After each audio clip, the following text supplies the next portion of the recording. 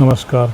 आज जो कहानी प्रस्तुत करने जा रहा हूँ उसका शीर्षक है मुश्किल से मिली कर्ज से मुक्ति।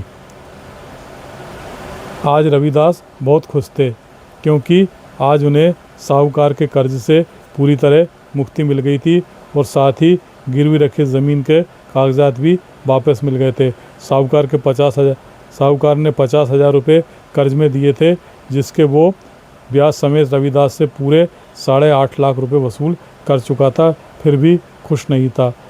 साहूकार नाथूलाल की निगाह रविदास की 4 एकड़ ज़मीन पर थी, जो इसे कर्ज के बदले में हड़पना चाहता था।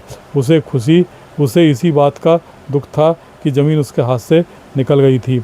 रविदास ने साहूकार नाथूलाल से अपनी बेटी फूल कुंवर की शादी के वक्त 50,000 रुपये कर्ज के रूप में लिया था, जिसका ब्याज 3% मासिक तय किया गया था। नाथूराम ने पहले ही कह दिया था, जिस महीने ब्याज नहीं आएगा उस महीने के ब्याज की रकम मूलधन में जोड़ दी जाएगी। अगले माह फिर उस ब्याज पर भी ब्याज देना होगा। रविदास के पास नाथूलाल की शर्त मानने के अलावा कोई चारा नहीं था। कर्ज लेने के बाद रविदास इतने आर्थिक संकटों में घिरे रहे कि कई महीनों तक 1 रुपया भी आधा चुकाने की स्थिति में नहीं थे। नाथूलाल ने भी कोई तकाजा नहीं किया। फिर एक दिन उसने रविदास को बुलवाया तथा कहा, भाई, जो कर्ज लिया था उसे लौटाना है कि नहीं? पूरे 2 लाख रुपए हो गए हैं। ये सुनकर रविदास के पाँव के नीचे की से ज़मीन खिसक गई।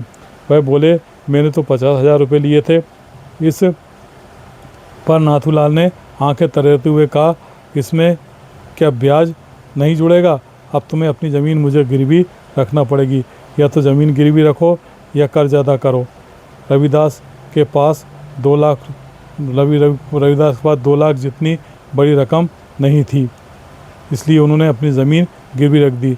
नाथूलाल ने सख्ती के साथ कहा, 2 लाख रुपये का महीने का ब्याज 6,000 रुपये बनता है। अदा नहीं करोगे तो मूलधन में शामिल हो जाएगा। अगले महीने फिर 6,000 से ज़्यादा रकम देना पड़ेगी। उस दिन घर आकर रविदास खूब फूट कर रोए। उन्हें अपनी पैतृक ज़मीन हाथ से निकलती नजर आई, लेकिन उन्होंने दृढ़ निश्चय कर लिया था कि किसी भी हाल में वह अपनी ज़मीन साहूकार के हत्थे नहीं चढ़ने देंगे। वह हर महीने बिना नागा 6,000 रुपये ब्याज के दे आते। इसके लिए उन्हें मजदूरी करना, उनकी पत्नी सरबती भी मजदूरी करती, तब वे 6,000 रुपये ब्याज के जुटा पाते। रविदास के 2 लड़के थे, अर्जुन और मुकेश। वे सब बड़े हो गए थे। दोनों ने 10वीं फेल होने के बाद पढ़ाई छोड़ दी थी। वे भी कर्ज की चक्की में पिस रहे थे। अब वे भी मजदूरी करने लगे थे। गांव में वैसे ही मजदूरी बहुत कम मिलती थी। आखिर उन्होंने गुजरात जाकर नौकरी कर धन कमाने का निश्चय किया। रविदास ने भारी मन से दोनों बेटों को रवाना किया। वहाँ दोनों को 20-20 हज़ार रुपये प्रति माह नौकरी से आमदनी होने लगी थी। दोनों 6,000 में अपना गुजारा कर लेते और पूरे 34,000 रुपये घर भिजवा देते थे। रविदास उसमें 6,000 अपनी तरफ से मिला देते और 40,000 रुपये साहूकार को जमा कर देते। सब ठीक चल रहा था कि कोरोना की बीमारी फैल गई। दोनों भाई रुपए नहीं भेज पाए तो बाबूलाल की बाँछें खिल गईं। फिर उसके ब्याज के घोड़े दौड़ने लगे। जब कोरोना का प्रकोप खत्म हुआ तब दोनों भाई फिर से अपनी खोई नौकरी पा सके। फिर धीरे धीरे कर्ज चुकता होने लगा। जब रविदास ने आखिरी किस्त जमा की तब तक 8.5 लाख रुपये